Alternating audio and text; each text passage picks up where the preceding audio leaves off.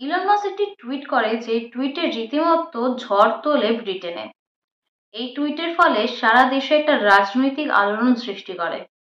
এই টুইটে ডাইরেক্ট আঘাত আনে ব্রিটেনের পিএম এর উপর, অর্থাৎ কিয়ার স্টারমারের উপর। এই এর ইস্যু একমাত্র ছিল হচ্ছে গ্রুমিং গ্যাং। এই গ্রুমিং গ্যাংকে আশকারা দিচ্ছেন ব্রিটেনের পিএম, এটাই তিনি টুইটে জানান। এরপর এই টুইটে এর পিছনে যে গ্রুমিং গ্যাংটা কি এবং কেন এই টুইট করতে গেলেন হঠাৎ ইলন মাস্ক, এই নিয়ে সম্পূর্ণ বিস্তারিত তথ্য আজকের প্রতিবেদনে আপনাদের সামনে তুলে ধরবো। নমস্কার, আমি শ্রেয়া, আপনারা এখন দেখছেন বিবিধ নিউজ। সর্বপ্রথম বলি, এই গ্রুমিং গ্যাং কি। এই গ্রুমিং গ্যাং হলো ব্রিটেনের এক অর্গানাইজেশন দল, যাদের কাজ হচ্ছে টিনেজার মেয়েদেরকে তাদের রেডারের মধ্যে রেখে প্রেমের জালে ফাঁসানো এবং তাদেরকে নেশাগ্রস্ত করে তোলা। যেটা জানা যাচ্ছে, সূত্র অনুযায়ী যেটা জানা যাচ্ছে, যে পাকিস্তানের যে সমস্ত এই অর্গানাইজেশন দলের সাথে যে সমস্ত লোকজন জড়িত, তারা বেশিরভাগই পাকিস্তানের লোকজন। তারা ব্রিটেনে আর কি ছোটখাটো ট্যাক্সি ড্রাইভারের কাজ, তারপরে কোনো গ্যারেজে কাজ, এই ছোট মোটো কাজ তারা করে থাকে। যেটা এবং যেটা জানা যাচ্ছে যে গ্রুমিং গ্যাংয়ের নামটা এসছে একটা, যবে থেকে এই ঘটনাগুলো চালু হয়েছে, সামনে আসা চালু হয়েছে, তবে থেকে মিডিয়া নাম দেয় পাকিস্তানি গ্রুমিং গ্যাং। এবারে বলি যে এই গ্রুমিং গ্যাংয়ের হিস্ট্রিটা ঠিক শুরু কোথা থেকে।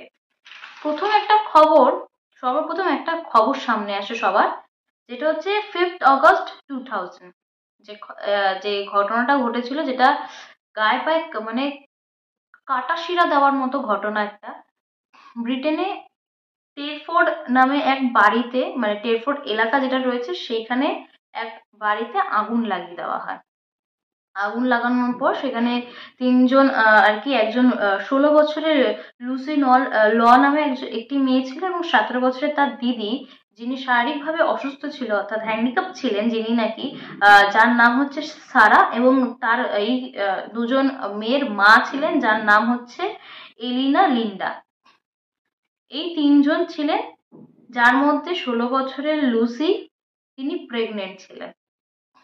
এবার জানা যায় যে এই বাড়িতে আগুন কোনো অ্যাক্সিডেন্টালি ভাবে মানে আগুন লাগেনি। যখন ঘটনাস্থলে পুলিশ আসে, তখন তারা জানতে পারে যে সারা বাড়িতে পেট্রোল ছড়ানো হয়েছিল এবং তারপর আগুন লাগিয়ে দেওয়া হয়। ঘটনা সামনে আসতে যখন এই তদন্ত চালু হওয়াতে সমস্ত ঘটনা যখন সামনে আসে, তখন জানতে পারে যে পাকিস্তানের একটি 26 বছরের যুবক আজহার আলী মেহমুদ, তিনি এই 16 বছরের লুজির মেয়ের সাথে সম্পর্কে ছিলেন। এর আগে লুজির আরো একটি মানে বাচ্চা ছিল। তারপরে যখন ঘটনাটি ঘটে, তখনও লুসি নামে মেয়েটি প্রেগনেন্ট ছিল। এবং তাদেরকেই আজহার আলী মেহমুদ বাড়িতে আগুন জ্বালিয়ে মেরে ফেলে। এই ঘটনাটা সামনে আসে, তখন আদালত থেকে রায় দেয়। তারা ভেবেছিল যে স্বাভাবিকভাবে এটা পাগল একটা প্রেমের কোনো কেস, তাই জন্য তারা অতটা বেশি কারোর মাথায় অতটা বেশি কোনো ঘটনা, যে এত বড় ঘটনা একটা হতে পারে ফিউচারে, সেটা তাদের মাথায় আসেনি। এরপরে একের পর এরকম কয়েকটা কেস, রিলেটেড কেস, যে প্রেমের জালে প্রতারণা হয়ে মেয়ে, মানে টিনেজার মেয়েদের আর কি খবর আসতে থাকে। যে খবরটা আসে এবং তারপরে যে জিনিসটা আর কি বাস্ট হয়, যে এর পিছনে অ্যাকচুয়ালি গ্রুমিং, মানে পাকিস্তান গ্রুমিং গ্যাং এর হাত রয়েছে, কখন জানতে পারে, যখন একটা কেস সামনে আসে। এরপরে ইনভেস্টিগেটর যারা রয়েছে আর কি ইনভেস্টিগেশন করতে থাকে। তারপরে ঘটনাটা একটা সামনে আসে যে রোদারহাম, ইংল্যান্ডের একটি জায়গায়, রোদারহাম, সেখানে একটি জায়গায় একটা এফআইআর দায়ের হয়, অফিসিয়ালি ভাবে একজন দায়ের করে, এবং তারপরে ওই ঘটনা ইনভেস্টিগেশন করতে করতে হাজারেরও বেশি টিনেজার মেয়েদের কেস সামনে আসে। এটা তো অফিসিয়ালি, আনঅফিসিয়ালি আরো প্রচুর কেস থাকে। এটা সবারই জানা, যে অফিসিয়ালি যত না রেকর্ড থাকে, তার থেকে বেশি কেস আর কি হয়। তো অফিসিয়ালি হাজারেরও বেশি টিনেজার মেয়েদের কেস সামনে আসে, যে এরকম কয়েকজন পাকিস্তানি লোকজন আর কি টিনেজার মেয়েদের, যারা একা থাকে, যারা যারা আশ্রমে থাকে, যাদের মা বাবা নেই, অনাথ এবং মেন্টালি ভাবে যারা সমাজে হ্যারাসমেন্ট হচ্ছে, বুলি হচ্ছে, সেই সমস্ত মেয়েদেরকে টার্গেট করে, বেসিক্যালি স্কুলের মেয়েদেরকে, যারা নাবালিকা অ্যাকচুয়ালি, তাদেরকে টার্গেট করে এবং তারপরে তাদেরকে শারীরিকভাবে, সেক্সুয়ালি হ্যারাসমেন্ট, তারপরে তাদেরকে মারধর, তারপর নেশাগ্রস্ত করে তোলা, এবং তারপর তাদেরকে পর্নোগ্রাফির মতো কাজে নামিয়ে দেয়। তারপর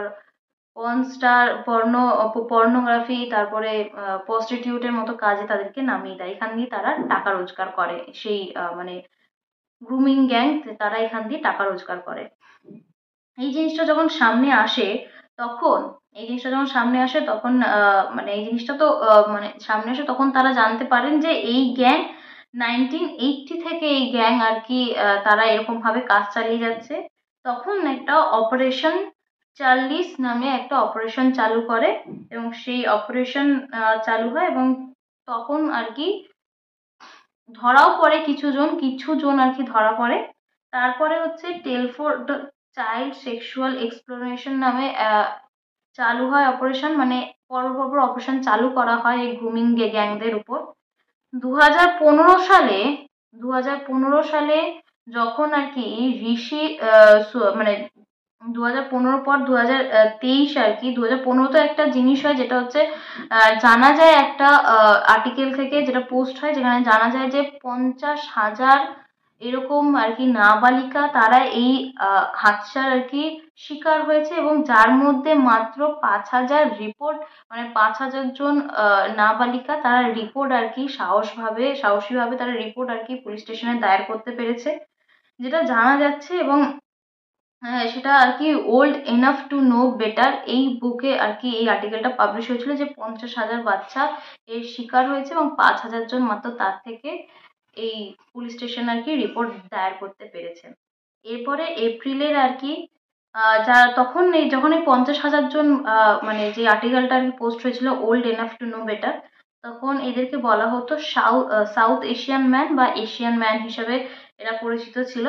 কিন্তু তারপরে এপ্রিলে 2023 সালে ঋষি সুনাক যে তৎকালীন পিএম ছিলেন, তখন তিনি এর এগেনস্টে আর কি ইনভেস্টিগেশন চালু করে এবং তারপর 550 জন সাসপেক্ট, 550-এরও বেশি সাসপেক্টদের অ্যারেস্ট করায়।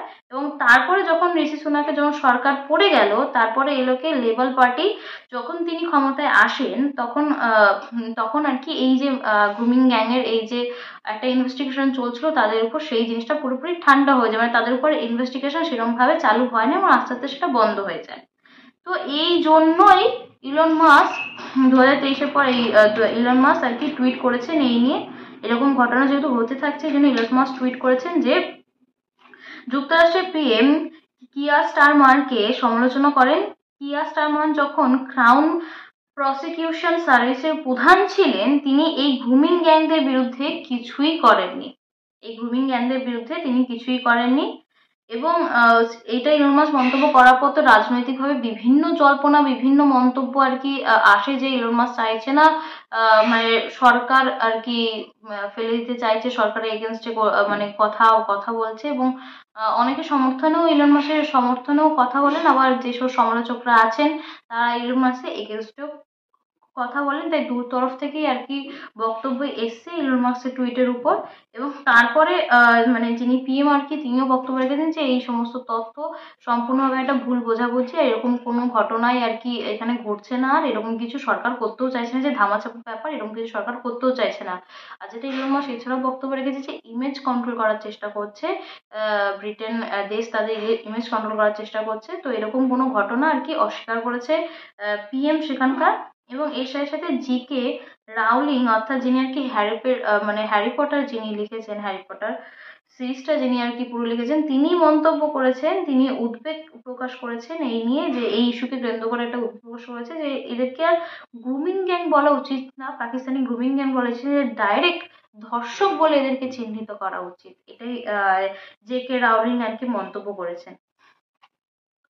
এই বিষয়ে আপডেট পেতে হলে চোখ রাখুন বিবিধ নিউজের চ্যানেলে, এবং আপনাদের মতামত নিশ্চয়ই শেয়ার করবেন এই কমেন্টে, ভিডিও কমেন্টে আপনারা শেয়ার করুন আপনাদের মতামত।